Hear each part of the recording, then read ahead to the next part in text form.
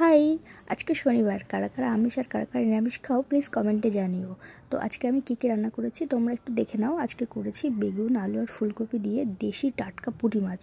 তো চলো কীভাবে রান্নাটা করলাম তোমাদের সাথে শেয়ার করি।